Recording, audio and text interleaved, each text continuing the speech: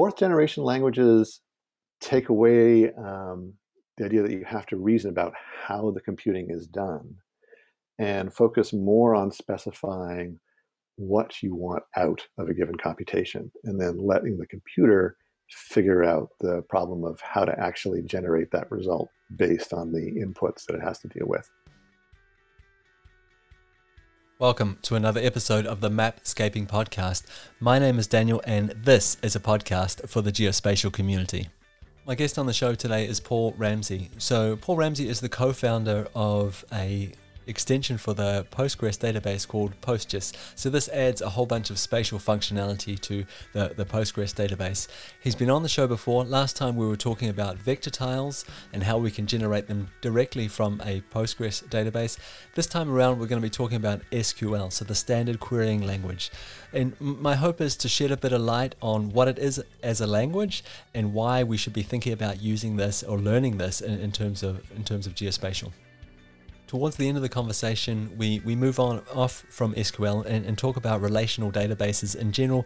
And because of Paul's deep involvement with the Postgres and PostGIS extension, we relate SQL back to that environment. And we talk about what you get when you get a Postgres, PostGIS database. Before we get into the conversation today, I want to tell you about PlaceKey. So this is interesting. PlaceKey is not an organization as such. It's not a company. It's not a service. It's, at the moment anyway, it's just an idea. And the idea is to create a unique identifier for every geographic area in the world. So there's about 500 organizations and businesses supporting this idea, supporting the concept of creating this unique identifier. And they're hoping to create a new industry standard around it. So what is PlaceKey? There's a lot of sort of mystery at the moment about how this is going to be actually implemented, but the idea here again is this universal place ID that standardizes physical places, so data from different data sources can be more easily shared, matched, and located. And I guess the promise here is less time cleaning data, more time innovating, more time solving the world's problems. If this sounds like something that you would like to be involved in or want to find out more about, go to placekey.io. Welcome back to the podcast, Paul. Thanks for doing this with me. You did a fantastic job last time you were on, and that episode we did around vector tiles and PostGIS was really, really well received by the community, and I'm really pleased that I could have you back on again. So today we're going to be talking about SQL, Spatial SQL, or SQL, as some people call it.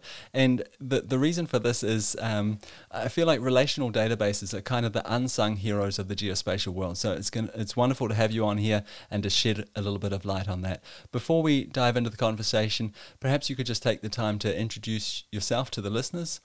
Sure. I'm a geospatial database developer, co-founder of the PostGIS spatial database project. I've been working in geospatial for 20 plus years and working as a hands-on programmer in Postgres for a dozen.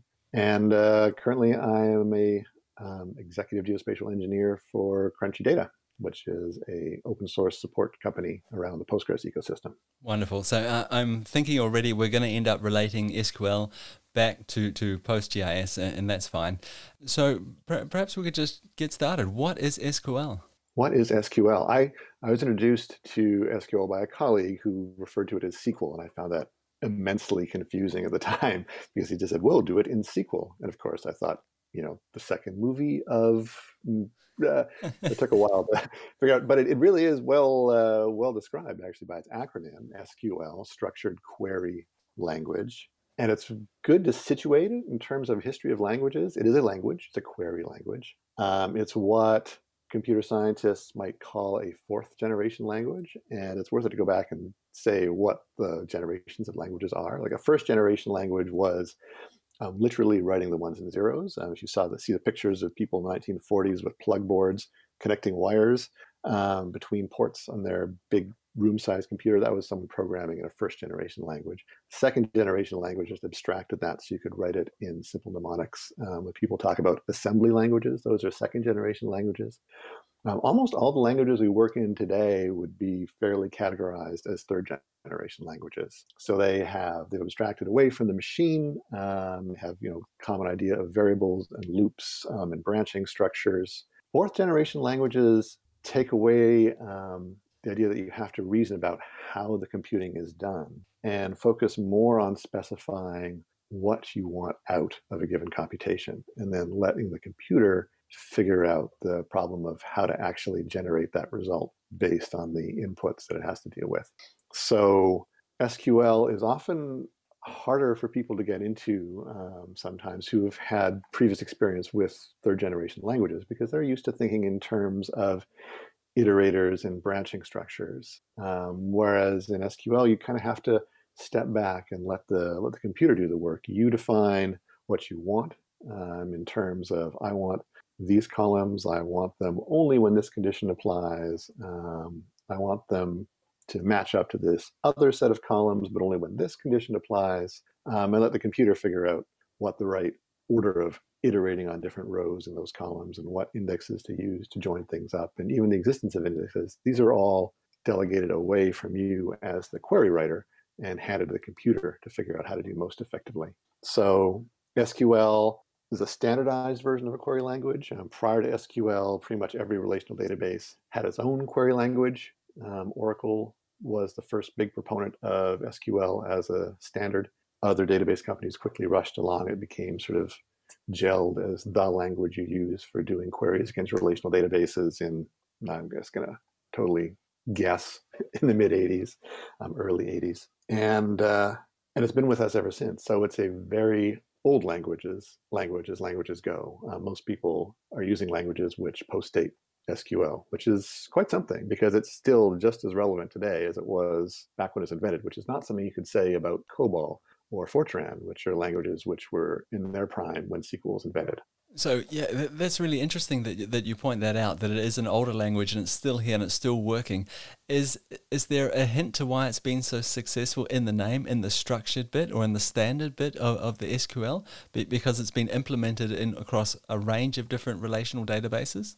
I would guess it has to do with the importance of data in any real system and with the sort of underlying flexibility and long-term utility of the relational model. The relational model was itself, invented as a concept back in the mid-'60s and didn't really become an effective thing until computing caught up with it in the late '70s. But that model of relations, of collections of rows and columns that you can reason with logically, turned out to be incredibly powerful, incredibly well suited to the kinds of problems we solve with computers, and sort of the standard problems we solve with computers. Business problems, all kinds of data problems. It took a long time, again, for computing to catch up with the harder problems, things like neural networks and graphs and so on, which don't map to the relational model. But it's shocking the amount of domains you can map into a relational model cleanly and even efficiently. And I think because the model was so flexible, the language on top of that model, once it was standardized, ended up just going along for the ride. And it remains such a useful way of expressing the idea of, here's a subset and relationship between different data sets, and I want this result, that has been bolted on top of things which aren't relational databases. So if you're in the big data space working with a Hadoop, you might be writing your queries in, I believe it's Hive, which is a SQL engine which just converts the SQL into Hadoop processing commands in much the same way that under the covers, the SQL engine in Postgres produces an execution tree. So we've got this domain-specific programming language, and you mentioned at the start that it is a programming language, not just a querying language. It's been incredibly successful throughout the years because we can map so much of our data to this relational structure that you were talking about before. So in terms of geospatial, should we be learning this? I mean, because I think that there's so many interfaces now to relational databases. And I guess if you're working in an organization or working on a project, eventually you'll sort of migrate away from flat files once your data starts to grow in size and volume, and you'll want to put it in a relational database. And there's so many other ways of getting at this. We can use Python, we can use R, we can use something like QGIS, for example. Should we bother learning SQL? There is no doubt that if you want your career to progress beyond sort of abstractions which are provided to you by some other programmer, you're going to want to learn SQL. It's one of the core pieces of IT knowledge that's very hard to avoid, precisely because, as you said, in any enterprise of larger than a certain size, the important data is going to be stored in a relational database. And while there are interfaces that allow you to browse that data, you're not going to be able to query it effectively or efficiently unless you can send those queries to the database to execute locally against the data. Okay, so that makes perfect sense. Like we talk about efficiency there, and obviously the closer we are to the machine, the closer we are to the database, the faster, the more efficient those queries are going to be. But I guess what I'm wondering here is that, do you see a time where we will be able to replace this with anything else? Will R, will Python, will something similar sort of take over? Will we be able to get to that same state of efficiency with another language? We can only insofar as the data migrates away from the database to some other store, which is implemented in that language. I mean, what's happening when you're using R or Python and pulling data out of a database is that R or Python is writing SQL behind the covers and executing that SQL in the database and pulling the result back into the R or Python execution environment. And then you do your extra work there. The reason why there's efficiency in pushing things back to SQL is you can cut down the amount of data which is being pulled out of the database. The reductio ad absurdum is I've got Python and I say load table, and it slurps the whole table into Python. And then I do a whole bunch of things with that big in-memory table.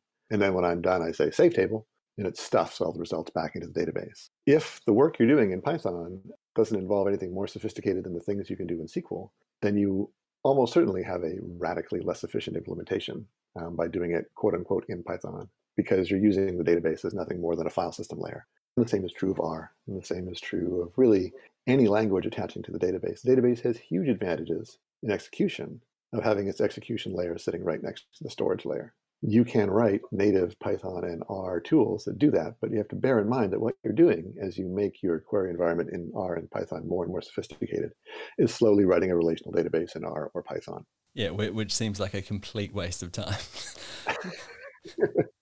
So we've established this as a really useful language, right? It's incredibly efficient when we're dealing with relational databases.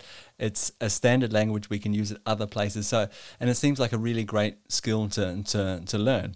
We have data lots of places, so why not learn how to use it, how to manipulate it directly? What does this look like for spatial? So in terms of the PostGIS, so this is an extension for the people that don't know to the Postgres database, and it adds the spatial functionality of that.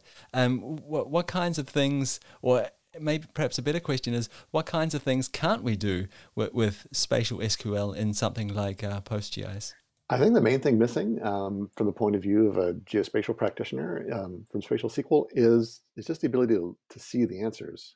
Visualization is a huge part of exploratory data analysis, and exploratory analysis is a big part of what geospatial professionals do. So particularly in the early stages of a project, the thing that folks will do a lot is poke around at the data, and you can do that in Spatial SQL. Not being able to see things is a huge drawback. I find when I'm doing exploratory work, I always end up in QGIS looking at different chloropleth maps, maybe running some analyses in SQL and pulling those back into the visualization environment. You see the same thing with R. R would be a terrible language for doing statistical analysis if you couldn't plot the results. I mean, you could run regressions, but if you can't plot the residual plot afterwards, it's going to be really hard to figure out what's going on. And the same thing is true in the geospatial world. If you can't plot a map of the result, it's going to be kind of hard to reason about what's going on and take the next steps. So sad. That's the main sort of missing piece. I don't know if it's a missing piece so much as it's just the fact that databases always form one component of a whole solution. Rarely are they the whole solution in and of themselves. So that's really interesting, because that kind of means, at least for someone like me, that kind of means that most other stuff in terms of spatial we can do in an SQL in a relational database. Would that be a fair statement? I would think it's a correct way. I like to talk about PostGIS as GIS without the GIS, because you think about the questions that you ask analytically of a GIS. It's usually something along the lines of, given this layer, summarize values from this other layer with respect to the geometries in the primary layer. So really the classic ones, spatial join, I think they called it, or oh, I can't remember the name of it in ArcView, but Esri has its term of art. Every GIS company has their term of art for putting together two layers on the basis of a spatial relationship. And that's the core idea of a database. It's a join. And when you have spatial functions, you can do that join based on spatial conditions. So it's a spatial join. And then all the other things you do once you get that join, chop up the results based on intersections or overlaps, or take objects which are similar in one attribute and melt them together using a union. Find the nearest X to Y for every Y. These are GIS questions. And in the GIS, the final step might be, and then put it on the map. But the core engine of a GIS system basically is analogous directly to what the core engine of a spatial database with a suitable set of spatial functions provides. And, as the spatial database with the most functions, I can say with a certain lack of humility that PostGIS is the best engine you could use to do your spatial analyses. Okay, so it sounds like we could replace a whole bunch of tools in our stack then if we had to choose two tools to go out and be GIS geospatial practitioners. Perhaps two great tools in terms of open source ones anyway would be Postgres and something like QGIS for visualization. Could you give us an idea of, you mentioned a whole bunch of spatial functionalities. How many are there? Well, you get into the problem of counting. There are 700 functions defined in PostGIS, but many of those are duplicates of similar functionality with slightly different signatures. Some of them are backing index methods, so they're not really of interest to the end user. I'd say in terms of analytical functions, which you actually use to do stuff with, a couple hundred at this point. Okay, and can I extend those? Let's say I'm an amazing programmer. Is there a language I can use to extend those functions? Can I write my own functionality into the database? Yeah, you can. And you can choose your language. Postgres supports Python and TCL and R and pretty much every quote-unquote scripting language. The most effective and inbuilt language is a language called PGSQL, which is analogous to Oracle's PL SQL. And people have built really incredibly complex pieces of functionality in PL SQL, some of which you think, really? That's a user-contributed one? The concave hull implementation in PostGIS was contributed by a power user and written entirely using PostGIS core functions and PL/PGSQL. So you can write really complex, sophisticated stuff in PL/PGSQL using the base functions of PostGIS. Okay, so I can extend it. I can create my own functions using some of these different languages that you talked about. Can I schedule tasks in the database? And I guess another question I have, I realize this is two in one here, but is it possible to execute functions outside of the database? So in terms of scheduling, yes, there is an extension to Postgres called pgcron that lets you do inside the database scheduling.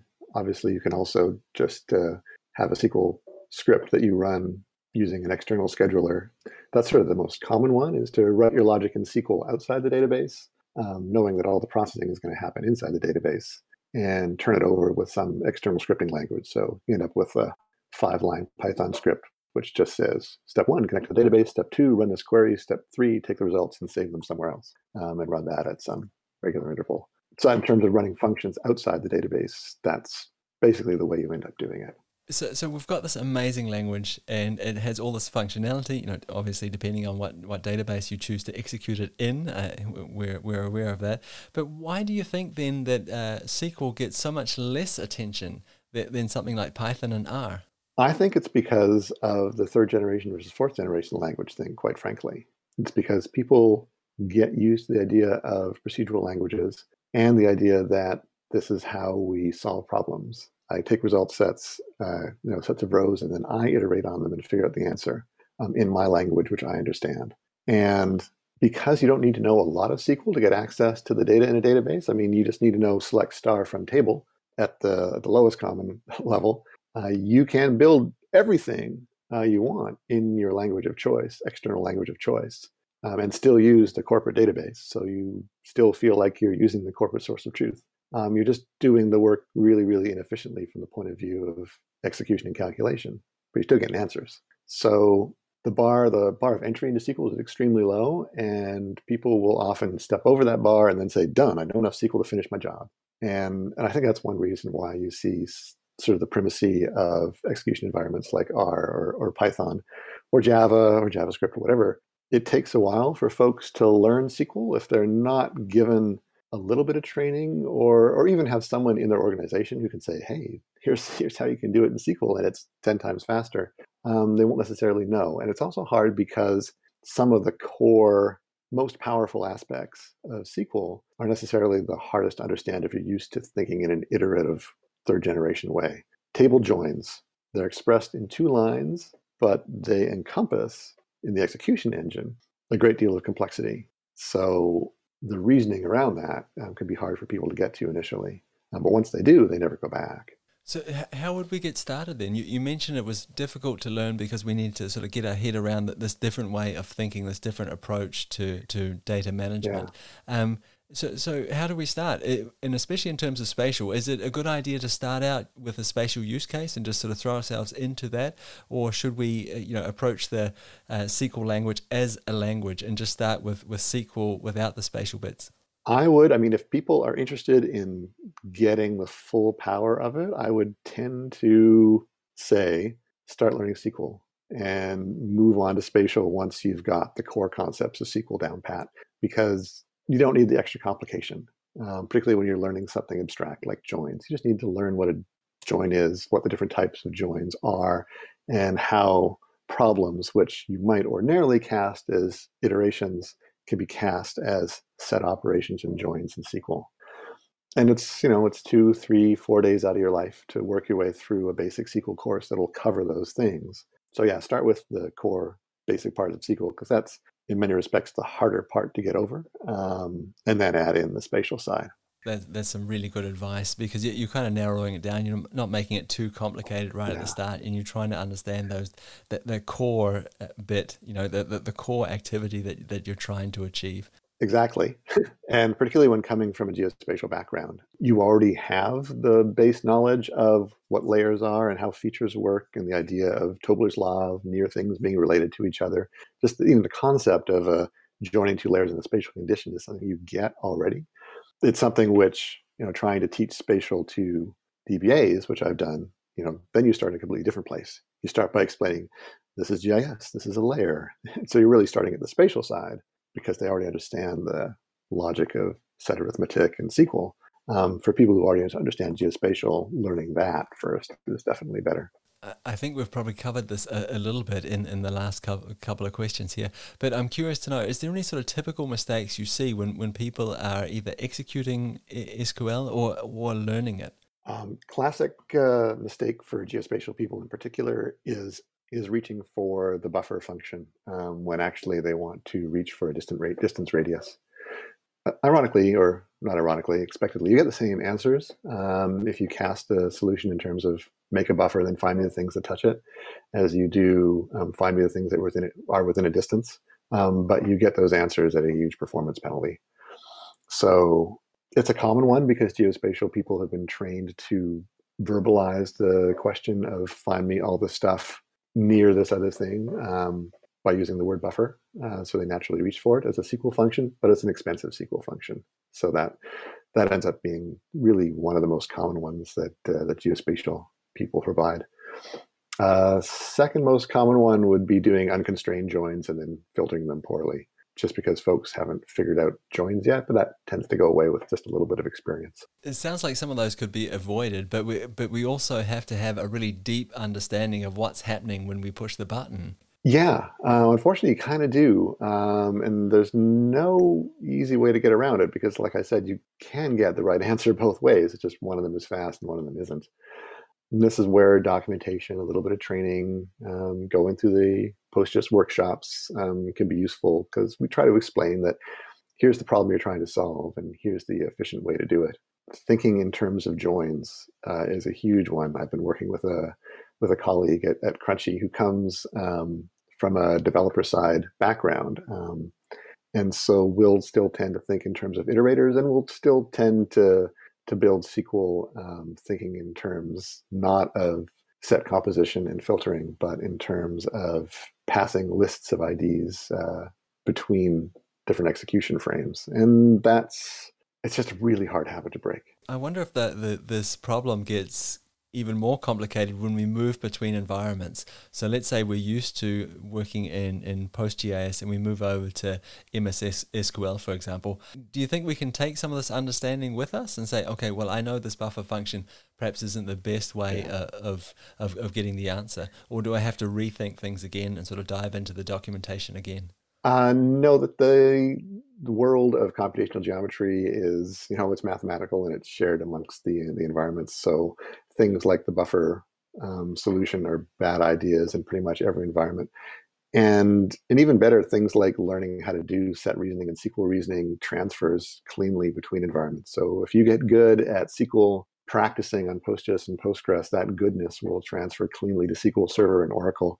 SQL is maybe underappreciated to the extent that it really is a really portable skill across different enterprises and organizations, because regardless of what they've standardized on, it's almost certainly going to speak SQL, unless you're unlucky and they're standardized on something like MongoDB, in which case you should probably quit or not take the job. This sounds like some great advice. Let's stay with these NoSQL databases just for a second. So one of the questions I got in from the public, so I announced on Twitter and LinkedIn, hey, I'm going to be talking to Paul Ramsey. What kind of questions would you like to ask him? And I'll try and weave them into the conversation. So I'm not really weaving this one in, it's brute forcing it in.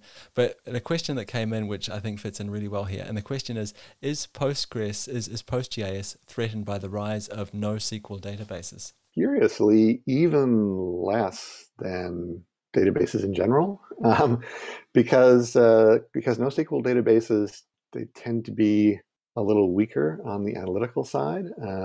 Certainly that was the case with early Mongo, and to some extent still current Mongo. It's just that they're very much focused on document transactions and really pushing against sort of the online transactional processing side of the relational database space. Not against the analytical processing side at all. And analytics were sort of bolted on as an afterthought. Oh, you want to do analytics once you've got your data in the system? Okay, well, we'll figure out analytics now. So to the extent that people use PostGIS as an analytical engine, I think not really worried at all. To the extent that they're using it within a transactional context and for sort of like small OLTP queries, maybe. But I think the reality of the NoSQL movement is that whatever perceived advantages those environments had, they've largely filled up the niches they could fill. And there's this continuum of utility between tools. And I feel like the NoSQL databases fit at the far end of that continuum. Like when you have very specific use cases that require these very specific features that NoSQL databases only have, things like being able to handle like unconstrained write load or, very, very easy sharding and clustering, then you use, and you actually have these problems like at scale, then you have no choice but to use the NoSQL database. And the reason why no choice matters is because what you're giving up when you do that is a lot of the ad hoc analytical capabilities that the relational model gets for free baked in. If there's like a Goldilocks chain of, goodness for data management, that the low end, sort of the baby bear, you've got desktop environments like Tableau or ArcGIS or R. They're extremely flexible. You can do all kinds of cool analyses with them. But when it comes time to start putting those analyses into production, stacking them up onto servers is kind of a brittle solution and doesn't work so well. And in the middle, sort of the medium bear, happy times, is the SQL environment with relational tables, which can scale from things which run on your laptop to things which run in huge data centers, from single nodes to multi-nodes, but still giving you the kind of query flexibility that you lack when you move to a NoSQL environment, where you have this fairly stupid data store which can handle really large volumes of throughput or transaction, but require you to write query logic efficiently yourself, which means it's not good for when you're exploring the situation, but maybe only good when you have the data flow nailed down very, very specifically, and you actually have the scaling problem where you need to give up the flexibility in order to handle the scale.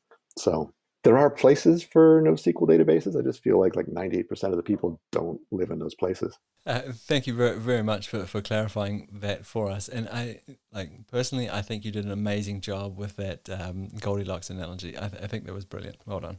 So a couple more questions here from the listeners. What is your all-time favorite Postgres or PostGIS function? My all-time favorite is SD intersects because it is at the core of almost every spatial join. So just from the point of view of I'm doing GIS work, the amount of GIS work you can do just with GIS, SD intersects is insane.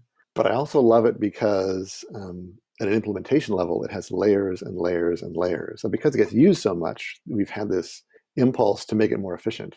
And each step of making it more efficient has involved, for my purposes, learning more about the core execution engine in Postgres, doing cool tricks with our internal handling of the objects so that you can very quickly carry out the intersects calculation, particularly within the context of joins. It's been the gift that keeps on giving because it's really, really useful. And it's been this wonderful sort of intellectual journey to learn all the ways we can make it faster and more efficient and how it works in the Postgres environment. And with the next release of PostGIS 3.1 this fall, for certain use cases, but really common ones where you're joining a table of fairly large objects against another table, we've managed to sneak in yet another performance optimization, which will make things faster by 20 to 30 times. Whoa. It's going to be radical. Can't wait. That is amazing. Hey, so we've talked a lot about functionality, and we've talked about all this amazing spatial functionality we have available.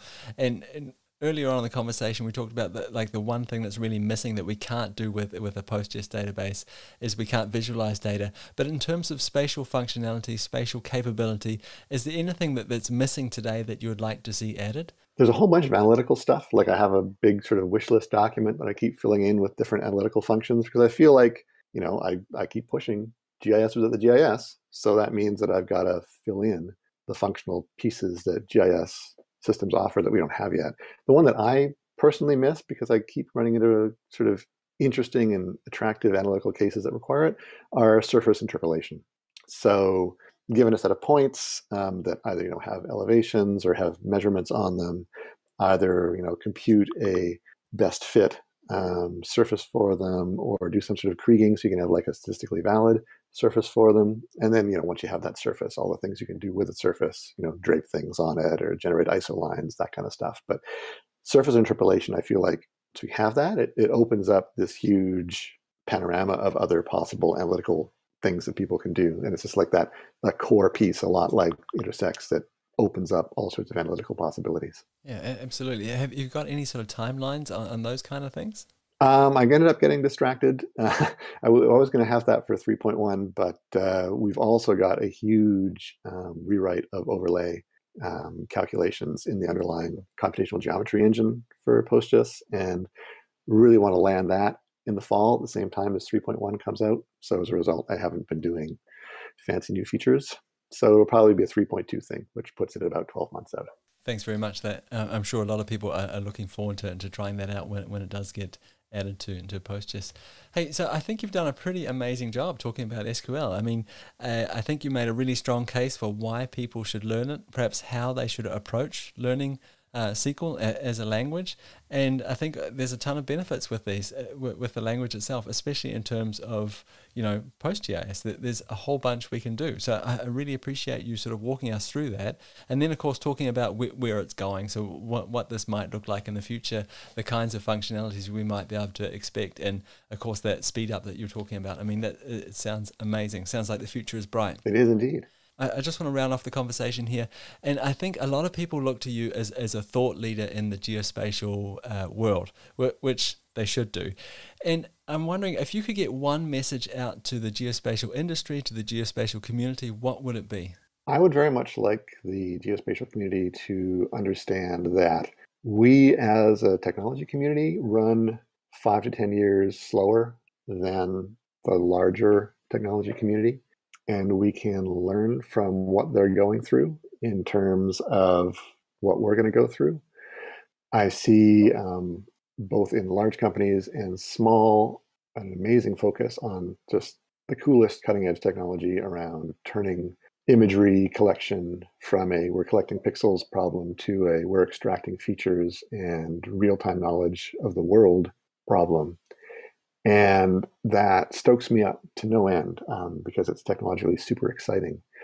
And yet it is another brick in a technological wall, which we see being built by our counterparts in consumer technology.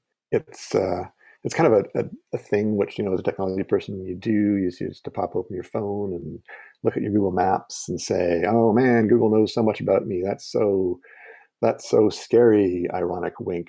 But it's happening in very real, very scary ways in other jurisdictions now, and who knows to what extent in the jurisdiction we live in. You can see it with the case of the Uyghurs in northwestern China. This is a population of 11 million people, a minority of China, but a majority in their region, who are now basically living in an open air prison mediated by technology, which we're 100% familiar with because we live with it every day in our consumer technology, but which has been migrated over and used in a way which the people who invented it and promulgated it back here in the West would rightly consider terrifying. And we're doing really cool stuff. And there is no doubt that really cool stuff will be used in terrifying ways. So we have to think about not necessarily how not to do the really cool stuff, but how also to use the cool knowledge we have to strengthen the civic society institutions we have in our jurisdiction so that it isn't used in terrifying ways to us. And hopefully we can dissuade people in other jurisdictions from using our work in terrifying ways. And that means taking our heads out of the keyboards and out of technology and thinking about the political ramifications of what we're doing and how we can mitigate it. And I recognize that there are no easy solutions to how we mitigate it. But if we don't think about it at all, it's guaranteed we'll do nothing. Paul, thank you so much for your time. Thank you for your thoughts and thank you for your insights. I've thoroughly enjoyed the conversation and I really appreciate it.